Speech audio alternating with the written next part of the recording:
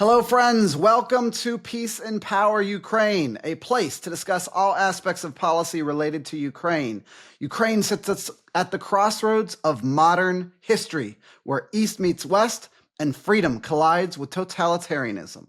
Thank you for joining us during these unprecedented times. We have a great show today with a great guest. And as always, we're seeking to bring you more light than heat. And we want to bring public policy leaders from across the spectrum, in this case, all the way from Ukraine. We have a great leader, Mykola Kuleba, who's joining us today. Mykola is a Ukrainian statesman, children's rights advocate, and humanitarian with over 25 years of experience in child protection and welfare. He is a pioneer of Ukraine's children's rights movement, initiated child welfare reforms and legislation to move Ukraine away from the Soviet-era policies towards Western best practices. Motivated by his deep Christian faith and a belief in the inherent dignity and worth of every child, Mr. Kuleba was commissioner of the President of Ukraine for Children's Rights from 14 to 21, head of Kyiv's Children's Services 2006 to 14, and co-founder of Ukraine Without Orphans Alliance. Today, Mykola is co-founder and head of Save Ukrainian organization based in Kyiv. He comes to us today from the U.S. The purpose of his work is to rescue and build a rescue network that coordinates dozens of organizations, volunteers, individuals, and legal entities to help internally displaced persons with a special emphasis on children. Since the beginning of the full-scale invasion, Save Ukraine has been engaged in the return of abducted children to Ukraine. Mykola Kuleba's team has returned over 600 of these abducted children back to Ukraine from Russia and the temporarily occupied territories. He is a hero and a great advocate for Ukraine. Welcome, Mykola. Thank you so much. Thank you for inviting me. Yes. So tell us, what brings you to the United States today in particular? Yeah, U.S. Is our strong partner for many years, and especially, I have to tell you my story because 26 years I work with the children. I'm protecting children's rights in my country, and I am evangelical Christian. Because American missionaries, after Soviet Union collapsed, came to Ukraine and preached gospel. And I heard about Jesus, and it was my first experience with God. I learned from them many things, how I can follow my God. And that's why after that, I devoted my life to, first of all, to God, and second, God told me to serve children. That's why I devoted 26 years of my life to children, and I began my ministry in my church in Kyiv. And then after Orange Revolution 2004, I was invited by Ukrainian government to be a head of child protection services in Kyiv, in the capital. And I served there more than 8 years, maybe 8 years and a half.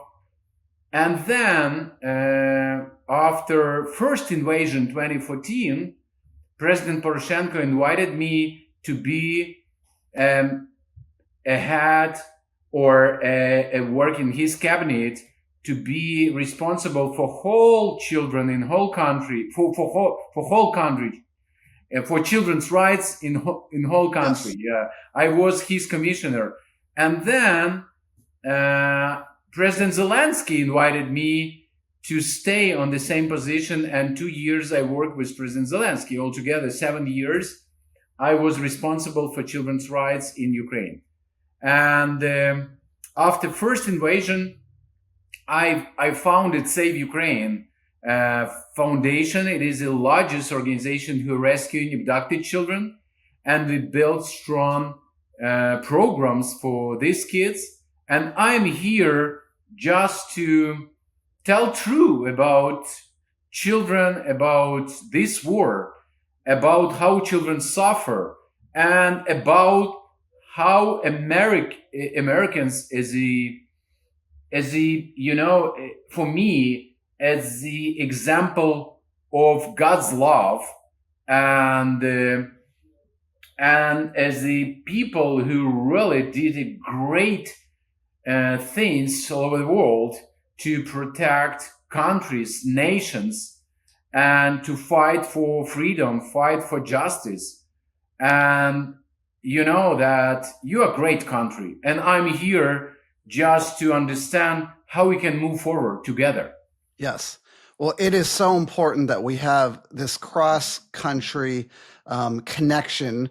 And I experienced that firsthand when I got to go to Kyiv in December with a number of American public policy officials. And one of the most moving moments of that entire trip was when we met with you at one of your centers in the suburbs of Kyiv.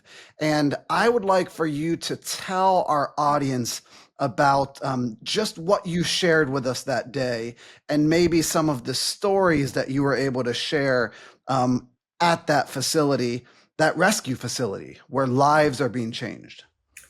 Yeah, thank you, Gary. And I remember that your visit with that group of Americans who, some of them never been in Ukraine. It was very new. They had opportunity to know us, to know Ukraine, to know who we are and what we are doing. And we want to raise our voices together with that Americans who want to protect us, want to help us for our children, because we as an organization who are devoted to children, we are today rescuing abducted children from Russia and occupied territories. And maybe you heard that President Trump announced that he heard about almost 20,000 children who've been abducted, and he told that it's horrible and he want to help, and many countries want to help Ukraine to bring children back, because it's a human trafficking when Russia taking them from their families, their homes, and bring them to Russian territories, to military academies, to Russian orphanages, to Russian families, to instill hatred towards Ukraine in these kids, and then to turn them into Russian soldiers. I have evidence. I'm not just telling you some myths.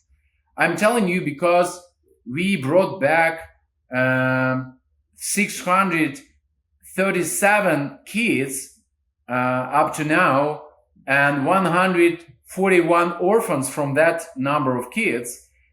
We rescued even from Russian orphanages or Russian foster families, that kids who didn't want to stay there, whose foster parents were fighting as the soldiers with us. They instilled hatred towards us, and they in their schools, in Russian schools, and it is cultural genocide what Russia's doing with Ukrainian children. That's why when you came to us, we was able to show you our programs on the ground, how after being rescued, children can attend our educational programs. We have catch-up classes, and many of these programs is faith-based in local communities, where local communities together with local church building better future for these children. And many kids were affected children who parents were killed before their eyes, and we have parents and children who've been prosecuted in occupied territories as a Christians. Yeah, because they attended Catholic church or evangelical church, and they were persecuted. Their church were destroyed, and they were arrested and tortured, or someone interrogated. And we have evidence in our hands. We have a lot of cases of these children. And that's why it was important for us when you visited us to show you how we provide rehabilitation and reintegration, our programs for different groups of children, for orphans, for children who experience sexual abuse, for babies, for families with babies or pregnant women, for veterans' families, for children with disabilities. These categories of children, the most vulnerable now, and we are building programs on the ground for these children. Yes, it was such a powerful day for some of those that were part of this group. It was the most powerful moment of the entire trip. You know, I didn't want to paint a picture. We drove outside of downtown Kyiv, maybe 20 minutes, on a chilly, snowy day, and we had a chance to meet some of the children that had been rescued. Some of these 637 that so far have been rescued. And you know, some of those children, you know, drew pictures for us. You know, they sang a song, and you know, they showed us where they lived, some of the facilities there on site that were being built, and you know, it was very powerful. And in particular, we did get a chance to meet one young girl who unfortunately had been sexually abused by Russian by a Russian soldier, and she was pregnant as a result of that. And she had decided, you know, she was going to have that child and love that child no matter what the circumstances were. And it was just so powerful to see her take something that was meant for evil and turn it around, and use it for hope for Ukraine's future. And I really wanted to say thank you for helping us understand that. I know there's more stories like that you could share. Thank you, Gary. You know, thank you for telling your audience this, because for us it's very encouraging, because we are not just telling stories about something on another planet. It happened every day in Ukraine. Children suffer, and hundreds of thousands children suffer. Yeah, because this war, because they are staying in occupation. And I just want to give you some numbers. After this war happened, it was 2014, 11 years ago. And then full-scale invasion happened 2022. During these 11 years, 1.6 million Ukrainian lives have been stolen because these children stays in occupied territories, Donbass, Crimea, new occupied territories, and many of them grew up after that as the Russian children. They've been brainwashed. They learn from new Russian authority that Ukraine no exists. It is not a nation. And you have to fight with the Ukraine as the West. They are learning this in their schools. I grew up in Soviet Union. I know what I'm talking about, because yes. I grew up in Soviet ideology, which gave me every day this knowledge that I have to fight with Americans. I have to grow up. That's why in the beginning I told you it was so important for me when Americans came in 90s and they told me they were praying for us. They were praying for our freedom. Yes. Evangelicals and Christians were praying in the United States and came immediately after Soviet Union collapsed to support us, to tell us true that it was false world. It was not real world. It was a false world. It was totalitarian regime, and we felt this, but nobody told us about it. And that's why it was important that time, and it is why it's important now. Because now Russia trying to return that totalitarian regime in occupied territories. And now the same iron curtain, what we had in Soviet Union, the same iron curtain now Iron Curtain enter the occupied territories. That's why it is very important to tell truth, to keep praying for us, to keep praying for this war stop, unjust war stop, and to not allow Russia renovate the empire, to destroy our nationality, to destroy us as a nation. It's their intention. And to finish, because I told you about numbers. I told you 1.6 million we lost because they stayed in occupied territories, and many of them transferred to Russia. Russia officials stated that in 2023, they registered for a year after war happened, full-scale invasion happened, they registered 744,000 Ukrainian children in Russia. And we still have no idea how many of them unaccompanied minors, how many of their parents were killed. Or, for example, in Mariupol Right. or Bucha, and these kids have been kidnapped and stay in Russian orphanages or in families. And how many of them with the families? Who are that children? Where are they? And we have to know, because this is Ukrainian children who, after invasion, have been abducted. And we have to know about them. This is a tragedy of war. It's a tragedy of biblical proportions that a lot of our audience just doesn't understand. You know, we've heard about the 20,000 number, but this is so much more, so much bigger. I do want to turn in a moment to what is happening, and in particular your meetings here in the U.S. And I know that we're also going to be joined by Heather Dyer on your team and Anastasia on your team to share a little bit about that. But I had one more item from that visit in Kyiv that I was hoping that you could help us understand. When our delegation visited that center outside the city, one of the things we were able to see was the bus. The bus that was behind the facility that was used for some of the rescues and transportation. Could you help our audience understand this armor-plated bus and how that's used, but without giving any security information away or anything that would jeopardize your operations? But paint that picture for us. Yeah, thank you. You know, Gary, you visited Ukraine and you've seen how Russia is shelling us.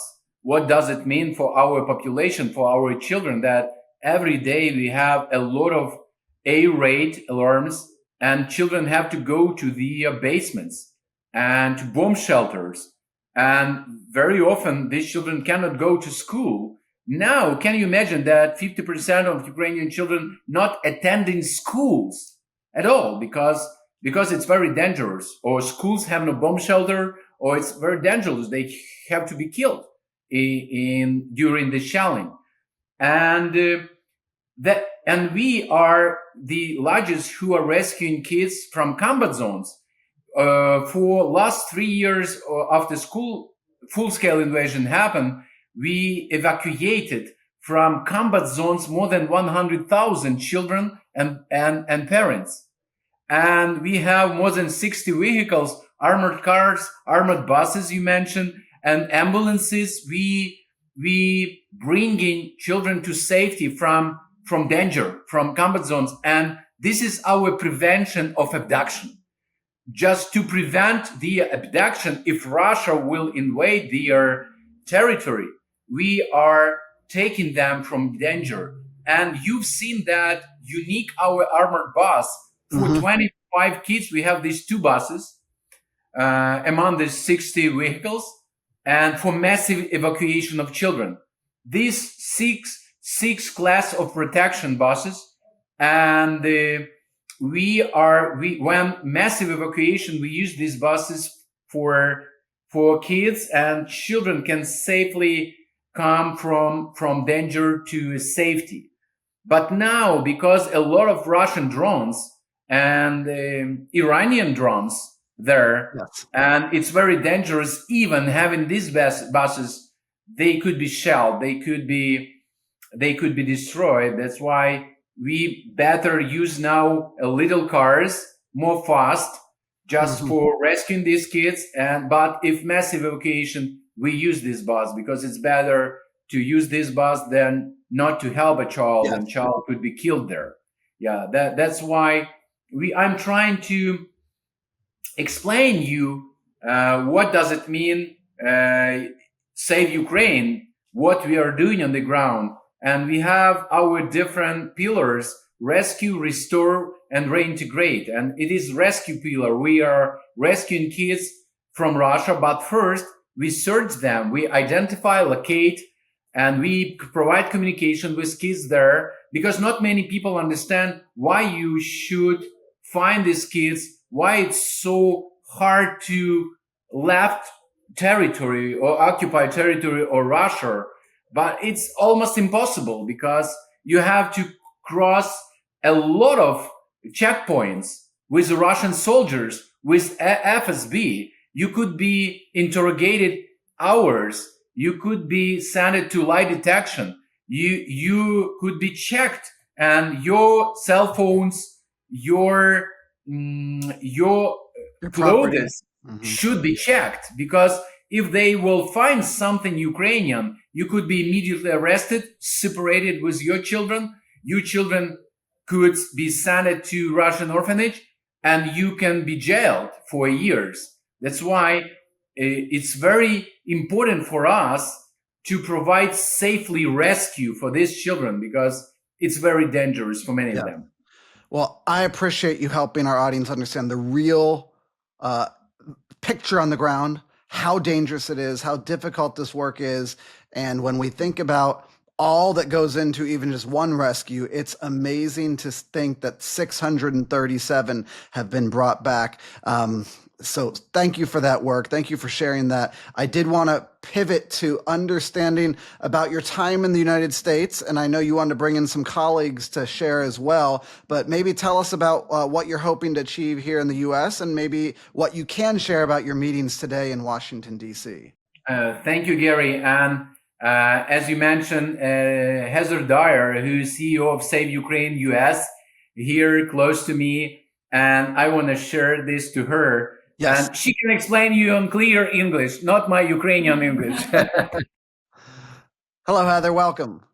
Hi, good to see you. Thank you for having us again. And yeah, so just to answer your question, we're here really to continue to just share truth, to spread more awareness about the children that have been abducted and the ones that are still at risk of abduction. So we are here with a young, brave man now who we rescued as a teen, who had been sent to military academy, along with a mother who is here to speak about what she endured as her child was also abducted, and she went to rescue them with Save Ukraine's assistance. And so, we know that getting children returned as part of a, God willing peace process is wonderful. But what we also know is that we need long-term solutions to return children that may not be incorporated into that hopeful initial return, or that right now have been adopted as young children into Russian families that they don't even know their identity, but they will come to know it one day. We have children aging out of orphanages and young teens who have been sent to military academies that we want to see have a path to safety and freedom, and of course their family. Mykola and our Ukrainian colleagues talk a lot about just the love for America and the way that we value children and the sanctity of family. And so this is as much about getting them to safety in Ukraine, but also about reuniting them with their God-given right to family. Yes. Are you encouraged in your meetings so far? And I know there's various U.S. officials that you'll meet with. Do you sense that there's a new dawn after these first 100 days of the Trump administration, that with the Ukraine-U.S. mineral rights reconstruction deal now done, that there's a new dawn and a new opportunity for additional partnership and additional, advocacy in particular in this space? That's the hope. We know that this, administration is an advocate for children and for families, and so we are very hopeful that we will see ways that more of these children can be reunited. So a lot of what we're doing is just education, because to one of your first questions, how many are there? Where are they? What is the situation? Where are their families? It is very complex. Because, as Mykola alluded to, this kind of iron curtain, right? That there's not a lot of information coming out of the occupied territories. So why only Russia can truly tell us how many children they have forcibly separated from families and that are in their orphanages and boarding schools and military academies that they've adopted into Russian families. We don't know that actual number, but Ukrainian officials have estimated it could be as high as 200,000. But what we do know is that there is overwhelming evidence that these children are being forcibly separated. It is it's a weapon. It's a tool of coercion that is used, and that these children are being militarized and they are being adopted into Russian families. And so the question is, how many, and how can they get back, not only as part of the peace process, but long after. Right. I was encouraged to see, even going back to the negotiations in Saudi Arabia, that the U.S. Had pushed and made sure that it was a condition of what they sought in a real lasting ceasefire, that those 20,000 children were part of that, were a spelled out line item in that discussion in the negotiations there. So my sense is that there are some strong leaders, especially in our State Department led by Senator Marco Rubio, who do understand the importance of this. And it has to be one of the major points that's in the negotiations, from my view as a American, because this this puts the other side on their heels, and it exposes the evil of this invasion and what they've been up to. And we can't let them hide from that. We need to make sure that the eyes of the world are paying attention to that as we hopefully bring a just peace. Yeah, absolutely. And thank you for all you're doing. Yes. Can you tell our audience, if they did want to support Save Ukraine, how might they do that, appropriately as an American citizen? I know you've had a lot of international support from around the world that has come to support your facilities. Yeah, absolutely. So a couple ways. So, sharing truth is critical. Not being able to understand what Russian propaganda is out there, being able to combat it with truth. And so we share that on our website. If you go to saveukraineua.org, you will find the stories of children that we have rescued and reunited with their families. So I would say first, just educate yourself and know what's happening. And then two, of course, resources are always needed. This is a long journey to bring many, many children home. So of course there's ways you can go on and donate as well. And so we just ask that, yes, everyone, as our attention is pulled in so many directions and so many worthy causes, just keeping children at the forefront of our minds. Great. I appreciate that so much, Heather. And I did want to close out with a couple questions for Mykola, just as we finish and maybe put a capstone on our discussion. I want to look forward. We all hope that there might be a real ceasefire, not just a 3-day ceasefire that Putin can use to parade his troops through Moscow, but a real ceasefire. Ukraine has said that they are ready to sign a 30-day ceasefire. If there was some real ceasefire that came about, would that then possibly allow your organization to do more work or to achieve more? Are there hopes that there could be a window for great progress if we had some real ceasefire? I always try to end on a hopeful note as we prayerfully think about the future. Thank you, Gary. Everybody who are here and listening to us have to understand that nobody wants peace so hard as the Ukrainian children. Yeah, we really want a peace, and we understand that Putin and Russia, they don't want peace. They want totally destroy our country and annihilate our identity. And I am is the guy who are protecting Ukrainian children rights in a Putin's blacklist as the enemy of Russia because I'm protecting Ukrainian children. No any reason, only this, because Ukrainian children, they don't like us. They don't like our sovereignty. They want to have our country inside Russian empire and inside Russian regime. And we don't want. That's why we are fighting this war on children and women, of mothers of these children. And one more numbers, we lost 50% of children's population for the last 11 years because many of families and children left the country because it's a war. Yeah, it's a tragedy. It's a real tragedy for us. That's why we want a ceasefire so hard. But on the other hand, we want bring all children back. It's unconditional.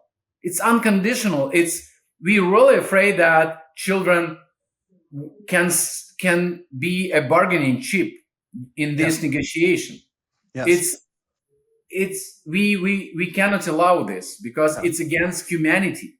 I share that same fear, Mykola, because if you're reading reports now, Russia is beginning to run out of money. With the change in the price of oil, they have significant financial hardships. 1 out of every 3 rubles is being spent on the Russian war machine. Just today, Vladimir Putin has had to bring 15,000 North Korean migrant workers into Russia to fill gaps in their failing economy. So my great fear is he's going to turn around and demand ransom and demand extra money for any return of these children, which would be tragic. So that's my great fear, and I think you make a great point on that. Yeah, it's true. It's true. Yes. So as we close out, I always let our guests, if there's one thing you want to leave our audience with today, what would that be as we close out this important conversation? I want to leave you with one thing, the Christian, that Psalms 82 says that rescue the weak and the needy, deliver them from the hand of the wicked.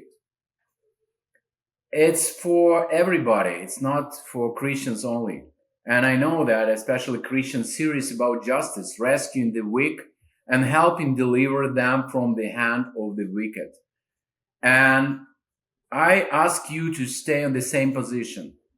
And the children suffer, and we have to return them and save them from the war, from the human trafficking, sexual exploitation, what happened with them in occupied territories and in Russia. And their safe return must be an enduring priority, not a one-time event.